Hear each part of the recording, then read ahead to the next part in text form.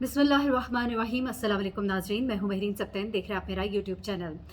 नाज़रीन, दो बड़े ही प्यारे बहुत ही क्यूट मासूम से बच्चे जो है वो स्कूल जाते हुए अगवा हो जाते हैं। ये अगवा की जो कहानी है ये बहुत ही कॉमन होती जा रही है। मैं इसलिए इस वक्त इसको रिपोर्ट कर रही हूँ। लाहौर का ये वाक़या है और ये जो बच्चे हैं इनके वालिद और वालदा दोनों जो हैं वो डॉक्टर हैं। इनके वालिद ने एक कहानी पूरी शेयर की है कि जब ये सब कुछ हुआ तो उन्हें किस तरह से इत्तला मिली और किस तरह से ये तमाम जो है लोग पकड़े गए, बल्कि पकड़े नहीं गए बल्कि मारे गए। यहाँ पे ये एक बड़ा अलमिया है कि हमारे पुलिस मुकाबलों में एक तो मुल्ज़िमान बहुत मारे जाते हैं। बहुत से ऐसे वाक़यात होते हैं जिन तक पहुँचने से पहले उन मुल्ज़िमान को मार दिया जाता है। जिस तरह कि आपको याद होगा कि इस्लामाबाद में जो F9 पार्क का जो वाक़या था उसमें जिन 2 लड़कों ने ज़्यादती की थी लड़की के साथ, वो 2 मुल्ज़िमान जो है उनकी शनाख्त हो जाती है। शनाख्त होने के बाद हमें एक दिन तो इत्तला मिलती है कि वो पुलिस की कस्टडी में है और वो जेल में है, थाने में है, लेकिन उसके अगले ही दिन हमें पता लगता है कि वो दोनों तो मार दिए गए। और जब मेरी लड़की से भी बात हुई थी, अब चूँकि वो किसी को इतना ज़्यादा अब नहीं बयान दे रही थी, लेकिन उसने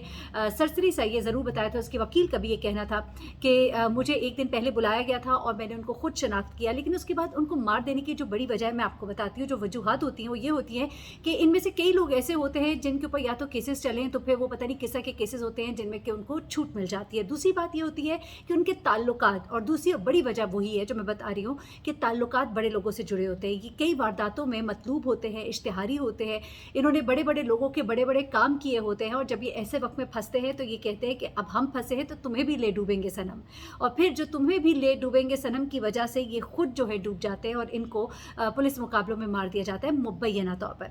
तो ये तमाम चीज़ें जो है ये तो है, लेकिन अब मैं आपको बताऊं कि एक और चीज़ जो बहुत हो रही है, आप लोग अपने बच्चों को ड्राइवर्स के साथ भेजते हैं। इन बच्चों को भी ड्राइवर के साथ भेजा गया था और ये एक्सप्रेस न्यूज़ की जो रिपोर्ट है वो भी अभी आपको शेयर करती हूँ बल्कि, लेकिन पहले ज़रा आपको बताऊँ कि ये जो 2 बच्चे हैं ये अपने ड्राइवर के साथ रूटीन की जिस तरह अपने स्कूल जाते थे। ये 11 साल का शायान और 7 साल का सुबहान है। ये दोनों जो है अपनी गाड़ी पर ड्राइवर के साथ स्कूल जाते हैं कि रास्ते में डाकू इन्हें रोक कर अगवा कर लेते हैं। अब अगवा किए जाने की एक सीसीटीवी फुटेज जो थी वो भी सोशल मीडिया पर वायरल हुई थी, जिसमें 3 अगवाकार जो है वो देखे जा सकते हैं। और वाक़ये के बाद शहर में बहुत ही खौफ व हिरास फैल गया। और ज़ाहिर सी बात है क्योंकि बच्चे जो हैं उन्होंने स्कूल तो जाना है, और जब उन्होंने स्कूल जाना है तो फिर क्या रास्ते में बच्चों को इस तरह से अगवा कर लिया जाएगा। लेकिन ये मामला इतना सीधा नहीं होता। मैं आपको एक बात बताऊं, बहुत से मामलात में ड्राइवर्स जो हैं वो भी इन डाकुओं के साथ मिले होते हैं, अपने वेयर अबाउट्स बता रहे होते हैं, उनको बताते हैं हम इतने बजे निकलेंगे, हम इतने बजे यहाँ पे पहुँचेंगे। किस तरह से डाकुओं को पता लगता है कि ये बच्चे जो है यहाँ से गुजरेंगे तो ये पकड़े जाएंगे या इनको हम आसानी से हाथ डाल सकते हैं।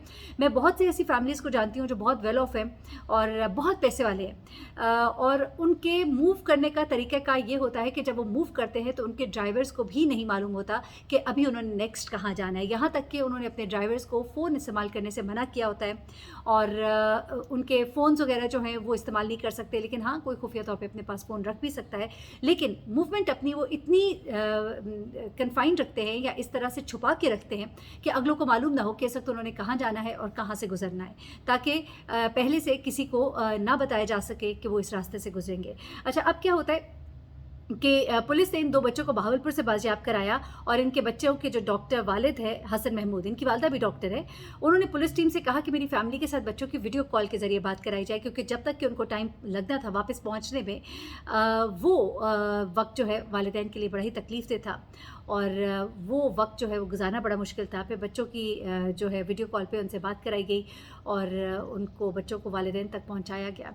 लेकिन यहाँ पे ये बहुत ज़रूरी है मेंशन करना कि अब जितने हालात कहते हैं ना कि गरीब है कि गरीबी कुफर तक ले जाए, और जैसे जैसे ये महंगाई और ये मसाइब जो है हमारे सामने मुंह खोले खड़े हैं, आप यकीन कीजिए अब इतनी ही ज़्यादा ये एक्टिविटीज़ बहुत ज़्यादा देखने में खुदा न खासा आएंगी, क्योंकि गुर्बत की वजह से भी बहुत से लोग जो इतनी धड़ल्ले के साथ आप कहिए कि चोरियाँ चकारियाँ नहीं करते थे वो इस तरफ आएंगे, क्योंकि अब उससे भी ज़्यादा बड़ी जो है ज़रूरत उनके सामने मुँह खोल के खड़ी है, जहाँ पे आटे के थैले के साथ एक बूढ़े बुजुर्ग की लाश आपको नज़र आती है, जो आटा लेने के लिए लाइन में लगता है, लेकिन धक्कम पील के नज़र हो जाता है और उसके बाद वो जाबाक हो जाते हैं। तो ऐसे में लोग जो है वो क्या करेंगे। अब सुनिए ज़रा इनके वालिद ने क्या कुछ बताया, ये सुनने से ताल्लुक़ रखता है।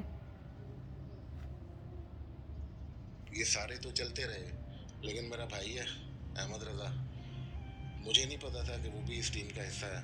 मुझे जो एक जानी का होता है कि वो ड्राइवर ने बताया कि मेरे बच्चे मेरे हाथ से चले गए, तो मेरे बच्चे जो आए हैं वो अहमद की चीख ने मुझे ज़िंदा कर दिया। भाई मेरे भतीजे मेरे पास हैं, मेरे अंदर जान आ गई। तो ये कितने एक टाइम था, कितना ड्यूरेशन था जब आपको ये खबर मिली? ये मेरा भाई तकरीबन कोई पौने 11 की बात है, ये कोई 28 घंटे। तो जब आपको खबर मिली पहली, तो क्या उस वक्त आपके जज्बात थे? जज्बात बयान करने वाले नहीं हैं। टूट गया था मैं माँ के सामने नहीं रो सकता, मैं बाप के सामने नहीं रो सकता, मैं बेटियों के सामने नहीं रो सकता था, मैं बेगम के सामने नहीं रो सकता था, मैं दोस्तों के कंधे पे टूटा हूँ, वहाँ रोया हूँ, अकेले में रोया हूँ। इंसान टूट जाता है। औलाद जो है ऐसी चीज़ नहीं है कि बस आई और फेंक दी। मेरे बच्चों के बिस्तर रात को खाली थे, मैं एक नज़र इधर और एक नज़र इधर अपने बच्चों की तस्वीरों के ऊपर था। मैं एक मिनट के लिए पहले उस तकलीफ़ में और अब अपने बच्चों की मिलने की खुशी में मैं अभी तक नहीं सो पाया, और शायद मुझे नींद अभी और भी ना आए। बच्चे माशाल्लाह वापस आ गए हैं, ठीक हैं, कोई उनको इशू? ये मेरे जब अहमद साहब के पास थे और मैंने अहमद से रिक्वेस्ट की कि अहमद मुझे व्हाट्सएप पे सिर्फ एक मरतबा दिखा दे, तो बच्चे मेरे माशाल्लाह, वो क्योंकि अहमद अपने बच्चों को लेके आता है मेरे पास एज ए पेशेंट। अहमद से वैसे भी मेरी अच्छी है, अहमद अपनी मसाइल भी मेरे पास, हम भाई है मेरा, तो बच्चों के साथ भी अहमद की गपशप है। तो वो जब अहमद के साथ हुए तो वो एश्योरेंस में आ गए कि हम चाचू के पास आ गए। तो बस मुझे भी था कि बस अब चाचे के पास हैं, अब इंशाल्लाह पहुंचने वाले हैं। माशाल्लाह। तो डॉक्टर साहब, ज़रा से ये मालूम हुआ है कि ये आपके कोई करीबी ही थे जिन्होंने ये किया काम, तो कौन थे, थोड़ा सा अगर बताना और चाहें? अभी तक मुझे ऐसा कुछ बताया नहीं है। अच्छा, ये मैं अब आपको एक बड़ी ख़ास बताती चलूँ। अच्छा, माज़रत के साथ रहीम यार ख़ान का ये वाक़या। अच्छा, अब ये जो डॉक्टर साहब ने अभी जिस चीज़ को मेंशन नहीं किया, मैं आपको बताती चलूँ कि ये बड़े ही करीबी ताल्लुकात होते हैं, क्योंकि ताल्लुकात से मतलब ये है कि ड्राइवर का कनेक्शन किसी और बंदे के साथ, और उठवाने वालों में अभी ये कहा जा रहा है कि ग़ालिबन ये लोग जो है इनको डॉक्टर साहब जानते हैं, लेकिन अब ज़ाहिर सी बात है कुछ फॉर्मेलिटीज़ होती हैं जिसकी वजह से अभी ये चीज़ें जो है डिस्क्लोज़ नहीं की जा रही। लेकिन आपने एक बाप के एहसासात सुने।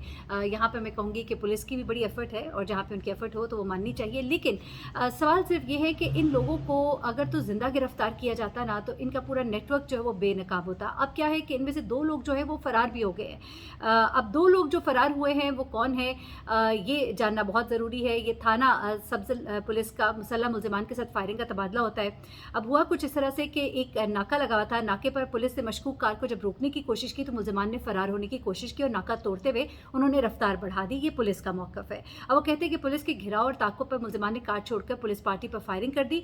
फायरिंग के तबादले के दौरान 4 मुल्ज़िमान अपने साथियों की फायरिंग की जद में आकर हलाक हो गए, और 2 मुल्ज़िमान जो हैं वो भागने में कामयाब हुए, और उनके ज़ेर इस्तेमाल कार जो है वो कब्ज़े में ले ली गई, जो अगवा की वारदात में भी इस्तेमाल हुई थी और पुलिस को मतलूब थी। और खानपुर में अगवाकारों ने साबिक एमएस तहसील हेडक्वार्टर अस्पताल खानपुर डॉक्टर हसन महमूद के बच्चों को गुज़श्ता हफ्ते सुबह स्कूल जाते हुए उठा लिया था। तो जनाब, ये एक ख़बर है, लेकिन इसमें मैं आपको बताऊं कि बहुत करीब के लोग शामिल हैं, और अपने इर्द गिर्द नज़र रखिए, किसी पर एतबार ना कीजिए, अपने बच्चों को कोशिश करें खुद छोड़े लें, अगर नहीं छोड़ ले सकते तो जिन लोगों को रखते हैं उनके ऊपर नज़र ज़रूर रखें, क्योंकि सबसे बड़ी ज़िम्मेदारी जो होती है आपके बाद फिर उनकी होती है जो उनको लेकर जा रहे होते हैं, और फिर उनके रवाबित और उनके राब्ते, ये तमाम चीज़ें बड़ी मैटर करती है। अभी इस केस के अंदर और बहुत सी चीज़ें निकल कर आएंगी, जो भी डिटेल्स होंगी आपके साथ शेयर करूँगी। अपना बहुत ख्याल रखिएगा, दुआ में याद रखिएगा। अल्लाह हाफ़िज़।